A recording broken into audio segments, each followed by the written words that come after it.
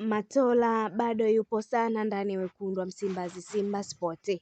Matola nafasi ndani ya Simba Beka mpa imani. Kocha mkuu wa klabu ya Simba Steve Beka amependekeza kocha Suleimani Matola aendelee kubaki ndani ya kikosi hicho kama kocha msaidizi namba 2 katika benchi la ufundi analotarajia kuliunda siku chache zijazo. Beka anataja kukamilisha muundo wa benchi lake la ufundi mara baada ya kuwasili kwa kocha msaidizi namba 1 ambaye atajiunga na timu kwa ajili ya maandalizi ya mashindano yanayoikabili Simba katika kipindi kijacho.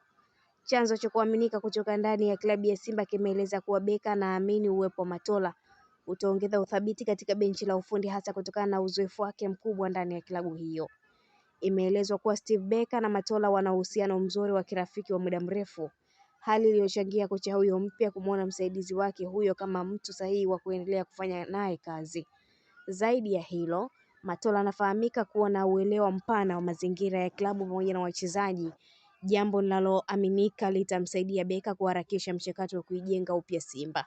Uzoefu wa Matola wa kukaa na wachezaji kwa muda mrefu unaelezwa kuwa faida kubwa, kwani atakuwa kiungo muhimu kati ya benchi la ufundi jipya na kikosi cha wachezaji, kimesema chanzo hicho.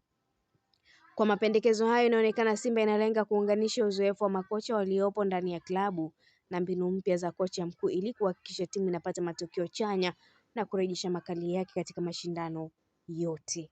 Hivyo wanachama wa Simba na mashabiki wa Simba, Matola bado mnaye sana. Hii ni Malkia wa Soka, endelea kutufuatilia, usisahau kulike, kushare, kucomment pamoja na kusubscribe channel yetu ili uendelee kufurahia taarifa zetu mbalimbali za kimichezo kutokea ndani na nje ya mipaka ya Tanzania. Endelea kufuatilia Malkia wa Soka mpaka wakati mwingine niliyekusomea taarifa hii ni mimi Queen Liz. Hadi wakati mwingine, kwaheri.